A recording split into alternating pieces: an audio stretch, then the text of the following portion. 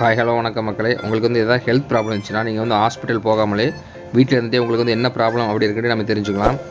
அது எப்படின்னு பார்க்கறதுக்கு முன்னாடி நம்ம சேனலுக்கு சப்ஸ்கிரைப் பண்ணி வச்சுக்கோங்க.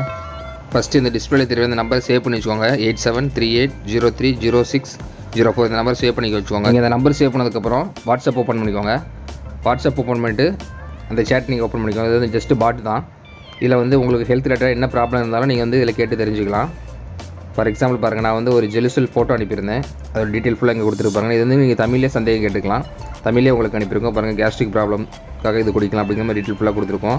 அது மட்டும் இல்லாமல் நீங்கள் வந்து இதுக்கு என்னென்ன செய்யலாம், வீட்டில் என்ன மாதிரி ட்ரிங்க்ஸ், என்ன மாதிரி ட்ரீட்மெண்ட் எடுத்துக்கலாம் அப்படிங்கிற மாதிரி ஃபுல் டீட்டெயிலும் கொடுத்துருப்பாங்க. அது மட்டும் இல்லாமல் நீங்கள் மேனுவலாமல் உங்களுக்கு என்ன ப்ராப்ளம் இருந்தாலும் நீங்கள் வந்து டைப் பண்ணி கேட்டுக்கலாம். தமிழ்லேயே நீங்கள் கேட்டுக்கலாம்.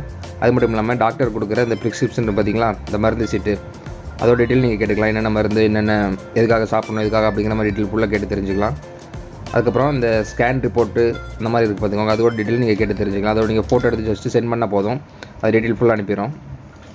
பாருங்கள், அது ரிப்போர்ட்டு ஃபுல்லாக டீட்டெயில் தமிழில் அனுப்பியிருக்கு பாருங்கள். இந்த மாதிரி நிறைய டீட்டெயில் இருக்குது. இந்த நம்பர் நீங்கள் சேவ் பண்ணி வச்சுக்கோங்க. இது ஜஸ்ட் எமர்ஜென்சி பர்பஸ்க்காக தான்.